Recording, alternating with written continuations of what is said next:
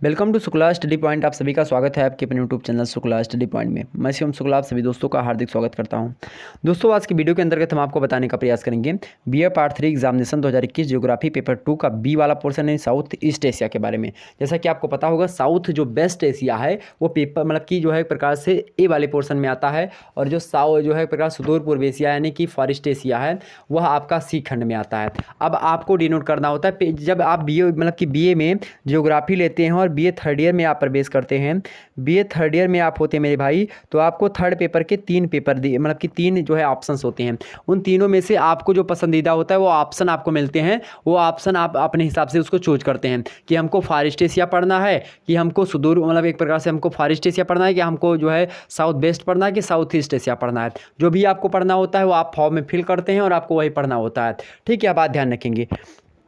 तो मेरे भाई, आपको यहाँ पर देखने वाली बात होगी कि यह पेपर जो है वह किसका, साउथ ईस्ट एशिया का ध्यान रखेंगे, जिसमें आप लगभग 11 देश के बारे में पढ़ते हैं। और 11 देश आपके कौन कौन से हैं आप देखेंगे। इसमें जो है आपका जो है सबसे पहले भारत के बगल कौन सा है, म्यांमार है। म्यांमार के बगल कौन सा है आपका, म्यांमार के बगल थाईलैंड है। थाईलैंड के थोड़ा ऊपर आप देखेंगे तो कौन सा आपका, लाओस। लाओस के जस्ट नीचे आप आएंगे तो क्या मिलेगा आपको, कंबोडिया मिलेगा। और उसके लाओस और कंबोडिया के बगल में आप देखेंगे उसके जो है एक प्रकार से दाहिने साइड में आप अगर देखेंगे तो क्या मिलेगा आपको मेरे प्यारे दोस्तों, वियतनाम मिलेगा, जो कि 2 भागों में बटा होता है, उत्तरी वियतनाम और दक्षिणी वियतनाम। इसी प्रकार से जब उसी के ठीक सामने आप वियतनाम के ठीक सामने थोड़ी दूर पर जाएंगे, समुद्र दक्षिण चीन सागर को पार करते हुए थोड़ी दूर पर जाएंगे तो दक्षिण चीन सागर में आप देखेंगे मेरे प्यारे दोस्तों एक द्वीप समूह है जिसका नाम है फिलीपींस द्वीप समूह। फिलीपींस द्वीप समूह को आप देखेंगे तो वह भी एक प्रकार से इसी ही एशिया का हिस्सा यानी कि साउथ ईस्ट एशिया में ही आता है।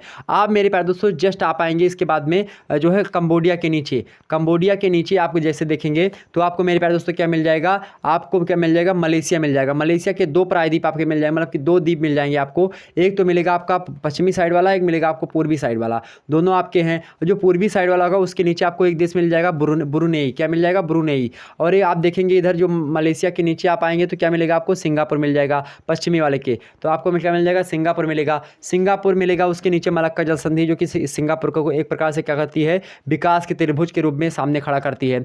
ठीक, अगर मेरे प्यारे दोस्तों बात की जाए ब्रुनेई के नीचे आप देखेंगे, ब्रुनेई के नीचे देखेंगे तो आपको क्या मिल जाएगा, वहीं पर ईस्ट तिमोर आपको देखने को मिल जाएगा। और इसी के नीचे आप देखेंगे मेरे प्यारे दोस्तों तो आपको जो है बड़ा बड़ा क्या द्वीप मिल जाएगा आपको, तो उसी के सबसे बड़ा आपको द्वीप मिल जाएगा, सबसे बड़ा देश मिल जाएगा सब जनसंख्या और क्षेत्रफल की दृष्टि से।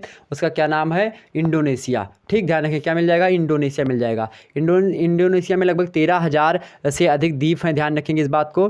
ठीक, और ध्यान रखेंगे एक जो है हमने जो है मॉडल पेपर बता दिया था 4500 वर्ग किलोमीटर का जो है क्षेत्रफल उसका है साउथ ईस्ट एशिया का।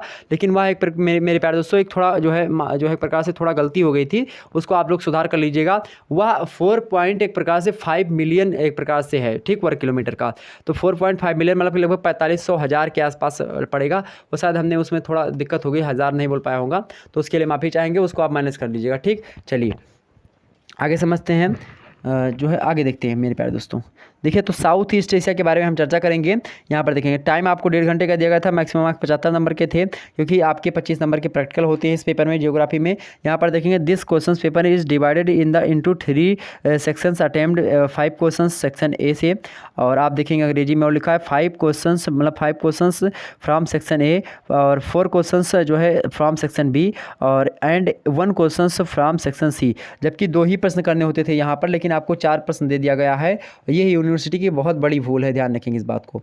आगे देखते हैं जो है marks of each questions are जो है यहाँ पर देखेंगे ये जो है मतलब कि indicated at the right hand जो है मार्जिन, मतलब उसके राइट हैंड में आपको जो है नंबर लिखा हुआ मिलेगा, कितने नंबर का कौन सा प्रश्न है। Give answer of each question in about 50 words from section A और 200 words from section B and 500 words from section C. मतलब खंड आ से आपको 50 शब्दों में लिखना है प्रश्न। एक प्रश्न का उत्तर आपको खंड आ वाले प्रश्नों को 50 शब्दों में उत्तर देना है, खंड बा वाले प्रश्नों को ये उत्तर आपको 200 शब्दों में देना है और खंड सा वाले के उत्तर आपको 500 शब्दों में देना है। समझते हैं, यहाँ पर हिंदी में भी लिखा हुआ है, यहाँ पर मिलेगा नोट आपको कि यह प्रश्न 3 खंडों में विभाजित है।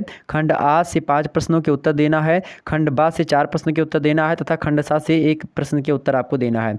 दूसरा देखेंगे प्रत्येक प्रश्न का अंक दाहिनी तरफ अंकित है। और अगला इंस्ट्रक्शन देखेंगे खंड आ में प्रत्येक का उत्तर लगभग 50 शब्दों में लिखना है, खंड बा में 200 शब्दों में लिखना है और खंड सा में 500 शब्दों में आपको उत्तर लिखना है। ठीक, अब बात करते हैं खंड सा की मतलब खंड आ की यानी सेक्शन ए की, जिसमें very short answer type questions पूछे जाते हैं, जिसको हिंदी में लघुत्तरी के नाम से जानते हैं। यहाँ पर भी नोट आपको मिलेगा, इसको देखेंगे। Attempt any 5 questions, give answer of each question in about 50 words, मतलब केवल 5 प्रश्नों के उत्तर दीजिए, प्रत्येक प्रश्न का उत्तर लगभग आपका 50 शब्द में होना चाहिए। 5 नंबर का एक प्रश्न होगा, इस प्रकार 3 नंबर का एक प्रश्न होगा, और आप जब 5 प्रश्न करेंगे तो आप कितने नंबर मिल जाएंगे? 15 नंबर मिल जाएंगे सेक्शन AC। ठीक, आगे समझते हैं प्रश्न कैसे पूछे गए थे, इसको देखें। प्रश्न पूछा गया था आपके सामने कि मीन्स ऑफ जो है मतलब कि इरिगेशन इन इंडोनेशिया, मतलब इंडोनेशिया में सिंचाई के साधन के बारे में आपसे प्रश्न पूछा गया था। कोई कठिन प्रश्न नहीं था, आप बात ध्यान रखेंगे। अगर आपने अच्छे तरीके से मेहनत की होगी, अगर आपने अच्छे तरीके से सारे मुद्दों को पढ़ा होगा, अगर आपने मॉडल पेपर और हमारी जो एक प्रकार से जो विस्तार से आती लघुत्तरीय प्रश्नों की श्रृंखला थी, अगर उसको आपने देखा होगा तो जाहिर सी बात है आप आसानी से प्रश्न पत्र को कर सकते थे, कोई दिक्कत की बात नहीं थी। दिक्कत थी कि आपको कम समय दिया गया था और 4 प्रश्न आपके लघुत्तरीय में पूछे गए थे। अगर 2 प्रश्न होते तो आप आसानी से 1.5 घंटे में कर ले जाते। ठीक, आगे समझते हैं। अगला प्रश्न यहाँ पर देखेंगे, जो है यहाँ पर लिखा है क्या लिखा है? मतलब कि शुगर कैन जो है प्रोडक्शन इन इंडोनेशिया, मतलब कि इंडोनेशिया में गन्ना उत्पादन के बारे में आपको बताना 50 शब्दों में। नेक्स्ट प्रश्न है मेरे प्यारे दोस्तों, जो यहाँ पर देखेंगे, वोल्केनिक माउंटेन्स ऑफ फिलीपींस, मतलब फिलीपींस के ज्वालामुखी पर्वत के बारे में आपको बताना है। नेक्स्ट प्रश्न यहाँ पर देखेंगे, जो है इंडस्ट्री, मतलब कि इंडस्ट्रीज ऑफ मलेशिया, मलेशिया में उद्योग धंधों के बारे में आपको बताना था। ठीक, मलेशिया के उद्योग धंधे। आगे समझते हैं। अगला प्रश्न है agriculture region of Thailand, Thailand में कृषि प्रदेश के बारे में आपको समझाना था। नेक्स्ट प्रश्न आपसे पूछा गया था agriculture development of Myanmar, Myanmar में कृषि विकास के बारे में आपको बताना था। सभी के बारे में कोई दिक्कत की बात नहीं, आने वाले समय में आपको विस्तार से इन सभी के बारे में समझाने का प्रयास किया जाएगा। वैसे हमने जो है आपको यह बताने का भी प्रयास किया होगा, छोटे छोटे प्रश्नों की हमने श्रृंखला तैयार की थी, उसमें से भी प्रश्न अधिक मात्रा में आपके प्रश्न पूछे गए हैं। मॉडल पेपर आप उठा करके देखें तो वहाँ से भी प्रश्न आपके एग्जाम्स में फंसे, प्रीवियस ईयर का पेपर उठा करके देखेंगे तो वहाँ से भी प्रश्न आपके पूछे गए हैं। यहाँ पर देखेंगे नेचुरल जो है विजिट, मतलब कि एक प्रकार से वेजिटेशन ऑफ थाईलैंड, थाईलैंड की प्राकृतिक वनस्पतियों के बारे में आपसे पूछा गया था। आगे 50 शब्दों में बयां करना था। अगला प्रश्न था जो है एक प्रकार से प्लांटेशन एग्रीकल्चर इन मलेशिया, मतलब मलेशिया में बागाती कृषि के बारे में आपसे प्रश्न पूछा गया था। आगे समझते हैं अगला प्रश्न। इनमें से 5 प्रश्न करने थे। म्यांमार के भौतिक प्रदेश के बारे में से पूछा गया, फिजिकल रीजन्स ऑफ म्यांमार, इसके बारे में पूछा गया था। म्यांमार के भौतिक प्रदेशों का वर्णन कीजिए आपको 50 शब्दों में। अगला प्रश्न मेरे प्यारे दोस्तों, growth triangle of Singapore, Singapore का विकास त्रिभुज, बहुत ही महत्वपूर्ण था। तो इस प्रकार से इतने प्रश्न आपके पूछे गए थे। ओके, आगे समझते मेरे भाई सेक्शन B और मान लो खंड सा जो होता है उससे कैसे प्रश्न बने हैं, यानी short answer type of questions. Okay, लघु उत्तरीय प्रश्न। देखिए यहाँ पर नोट लिखा गया और इशू यहीं पर है, इसीलिए बच्चे परेशान हैं बहुत ज़्यादा। Attempt 4 questions, give answer of each questions in about 200 words. Okay, समझते हैं मेरे प्यारे दोस्तों, केवल 4 प्रश्नों के उत्तर आपको पहले 2 प्रश्न करने होते थे इससे पहले वाले, अगर बात की जाए अन्य सब्जेक्ट की, लेकिन ज्योग्राफी में आपको 4 प्रश्न करने के लिए बोल दिया गया, इसलिए एक प्रकार से बहुत ज़्यादा क्या हो गई, डिबेट हो गई, बहुत जो ज़्यादा क्या हो गई, बच्चों को परेशानी हो गई। बच्चे एक प्रकार से प्रश्न के उत्तर सही तरीके से नहीं लिख पाए हैं, तो लघु उत्तरीय प्रश्नों में उनको बहुत ज़्यादा प्रॉब्लम हुई है। ठीक, लिखने में कहीं उनका लघु उत्तरीय करने के चक्कर में दीर्घ उत्तरीय छूट जाता है, तो कभी उनका अति लघु उत्तरीय छूट गया। जब आगे से लिखना प्रारंभ किया, यानी कि पहले अति लघु उत्तरीय लिखा तो उनका दीर्घ उत्तरीय छूट जाएगा, और जिन्होंने दीर्घ उत्तरीय लिखना प्रारंभ किया उनका अति लघु उत्तरीय छूट जाएगा। ठीक, लेकिन बहुत सारे बच्चों ने लिखा है, और लेकिन कोई बात नहीं है। चलिए फिर आगे हम बढ़ते हैं। लेकिन बहुत बड़ा इशू है, इसको यूनिवर्सिटी को सुधारना चाहिए, और इस प्रकार से ऐसे अगर मुद्दे आपके सामने आए पेपर में, अगर इस प्रकार से गड़बड़ी करेंगे तो कैसे काम चलेगा। आपसे कितने महाविद्यालय जुड़े हुए हैं, आपको शायद यह बात जो है एक प्रकार से ध्यान रखनी होगी, और इन सभी मुद्दों को ध्यान में रखते हुए आपको पेपर वगैरह बनाना चाहिए। कोविड को संक्रमण को देखते हुए भी आपको पेपर में थोड़ा एक प्रकार से नरमी बरतनी चाहिए, लेकिन उसमें आपने कोई नरमी बरती नहीं। प्रश्न पत्र में बनाने में आपने कोई जो है एक प्रकार से कुछ नहीं किया है।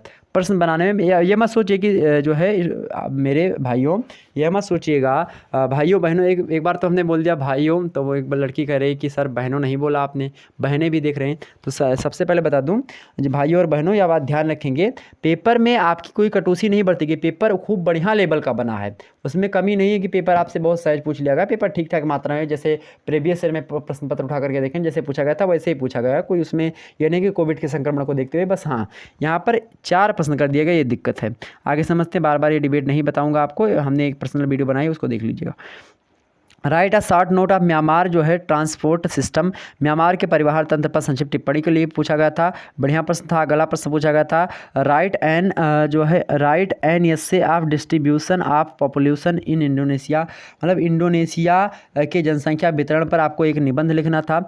नेक्स्ट प्रश्न आपसे पूछा गया था क्रिटिकली ये जो है examine the impact of globalization and ये जो है urbanization liberalization on the development of Malaysia, Malaysia के विकास पर वैश्वीकरण और उदारीकरण के प्रभाव का आलोचनात्मक परीक्षण कीजिए। मोस्ट इंपोर्टेंट प्रश्न था। सभी बच्चों ने लगभग इसको छोड़ा होगा, लेकिन अगर किसी ने किया है तो बहुत अच्छे, मतलब कि जिसने भी किया होगा वह एक प्रकार से बहुत अच्छे तरीके से पढ़ाई की होगी। बढ़िया प्रश्न था यार। ठीक, आगे समझते हैं। अगला प्रश्न है describe the concept of coconut, describe the coconut problems production, क्या बोल रहा हूँ यार। देखें, डिस्क्राइब द कोकोनट जो है प्रोडक्शन इन फिलीपींस, मतलब मेरे प्यारे दोस्तों फिलीपींस में नारियल उत्पादन के बारे में आपको वर्णन करना था। नेक्स्ट 200 शब्दों में करना सभी प्रश्नों को। डिस्क्राइब द जो है प्रोडक्शन एंड जो है डिस्ट्रीब्यूशन ऑफ जो है minerals resources in Myanmar, Myanmar में खनिज संसाधनों के उत्पादन एवं वितरण का वर्णन कीजिए। बढ़िया प्रश्न था। अगला प्रश्न था इसके और करके मतलब अथवा करके दिया गया था। अगर यह प्रश्न आपको नहीं पता दूसरा कर सकते थे इसके स्थान पर, डिस्कस द, यहाँ पर देगा discuss the international trade off Malaysia, Malaysia के अंतर्राष्ट्रीय व्यापार का वर्णन कीजिए, आपसे पूछा गया था। आगे समझते हैं 5वां नंबर प्रश्न कि right the essay on population जो है मिग्रेशन इन साउथ ईस्ट एशिया, दक्षिणी पूर्वी एशिया में जनसंख्या स्थानांतरण पर एक निबंध लिखिए। क्यों जनसंख्या दक्षिण पूर्वी एशिया से स्थानांतरित हो रही है। अगला प्रश्न आपसे पूछा गया था, अगर यहाँ प्रश्न नहीं पता तो दूसरा कर सकते थे, अथवा करके दिया गया था। Discuss the problems of development of South East Asia, दक्षिणी पूर्वी एशिया के विकास की समस्याओं का वर्णन कीजिए। जब दक्षिण पूर्वी एशिया के विकास की बात आती तो उसमें कौन कौन सी समस्याएं आती हैं, इसके बारे में आपसे पूछा गया था। 6वां नंबर प्रश्न देखिए, व्हाट इज़ द स्ट्रेटेजिक मतलब रणनीति। ठीक, तो यहाँ पर देखेंगे व्हाट इज़ द जो है स्ट्रैटेजिक जो है importance of Myanmar in south East Asia, दक्षिणी पूर्वी एशिया में म्यांमार का सामरिक महत्व क्या है, इसके बारे में आप बताइए। अगला प्रश्न आपसे पूछा गया था अथवा करके, यह प्रश्न अगर आपको नहीं पता था ऊपर वाला तो नीचे वाला कर सकते थे। गिव आ जियोग्राफिकल जो है identity in south East Asia, दक्षिणी पूर्वी एशिया का भौगोलिक परिचय दीजिए। दक्षिणी पूर्वी एशिया का भौगोलिक परिचय आपको देना था। अब भौगोलिक परिचय में मेरे पास दोस्तों आपको मैप बनाना अनिवार्य था, ध्यान रखेंगे। आप अगर इसमें मैप के माध्यम से समझा देते तो आपको अच्छे खासे नंबर मिलते। ठीक, ध्यान रखेंगे, लेकिन आपके पास टाइम ही नहीं था तो मैप कैसे बनता, यह भी तो बहुत बड़ा इशू था। आगे समझते हैं। लॉन्ग आंसर टाइप क्वेश्चन से मतलब दीर्घ उत्तरीय प्रश्न देखेंगे यहाँ पर। Note attempt any one question, give answer of each question in about 500 words, केवल एक प्रश्न का उत्तर दीजिए, प्रत्येक प्रश्न का उत्तर लगभग 500 शब्दों में होना चाहिए। 20 नंबर का एक प्रश्न, ध्यान रखेंगे। यहाँ पर 7वां नंबर प्रश्न दिया गया कि डिस्क्राइब द जो है प्रोडक्शन एंड डिस्ट्रीब्यूशन ऑफ, किसका डिस्ट्रीब्यूशन और प्रोडक्शन की बात कर रहा है, पेट्रोलियम, और कहाँ पर, इंडोनेशिया में। इंडोनेशिया के पेट्रोलियम उत्पादन और वितरण पर का वर्णन कीजिए। मोस्ट इंपोर्टेंट प्रश्न था, बहुत अच्छा प्रश्न था। अगला प्रश्न था describe factors influencing the climate of South East Asia, मतलब कि दक्षिणी पूर्वी एशिया की जलवायु को प्रभावित करने वाले विभिन्न कारकों का वर्णन कीजिए। बहुत अच्छा प्रश्न यह भी था। आगे समझते हैं अगला प्रश्न। 9वां नंबर प्रश्न देखेंगे, एनालिसिस द इन्फ्लुएंस, मतलब कि इन जो है फ्लुएंस आप जो है क्या लिखा है यहाँ पर, जो है मानसूनल क्लाइमेट, क्या monsoonal climate on the economy of Indonesia, मतलब इंडोनेशिया की अर्थव्यवस्था पर मानसूनी जलवायु का क्या प्रभाव पड़ता है, इसको आपको बताना था, इसका विश्लेषण करना था। 10वां नंबर आपसे प्रश्न पूछा गया था। सभी सारे के सारे प्रश्न आप मॉडल पेपर में देखेंगे, मिलेंगे आपको, आपकी सीरीज में भी मिल जाएंगे। ठीक, देखें analysis the soil types of South East Asia, दक्षिणी पूर्वी एशिया की मिट्टी के प्रकार का विश्लेषण कीजिए। बहुत अच्छा प्रश्न था, मोस्ट इंपॉर्टेंट। आगे समझते हैं। तो यहाँ पर मेरे प्यारे दोस्तों ये सारे के सारे प्रश्न आपके लिए इंपॉर्टेंट थे, बहुत अच्छे प्रश्न थे जो कि आपने देखा यहाँ पर। ठीक, और इसी प्रकार से आपने पेपर 1 का नहीं देखा, पेपर 2 का नहीं देखा तो देख लीजिएगा। इससे पहले पेपर 1 और पेपर 2 संबंधित वीडियो हमने बता दी है, और जो आपके 4 प्रश्न पूछे गए थे लघु उत्तरीय में उसको लेकर के भी हमने एक पर्सनल वीडियो बना दी, उसको भी आप लोग देख लीजिएगा। और भी जिसके पास पेपर हो तो उसको हमारे नंबर पर सेंड करने का प्रयास करेंगे। मिलते हैं नेक्स्ट वीडियो में, तब तक के लिए जय हिंद, जय भारत।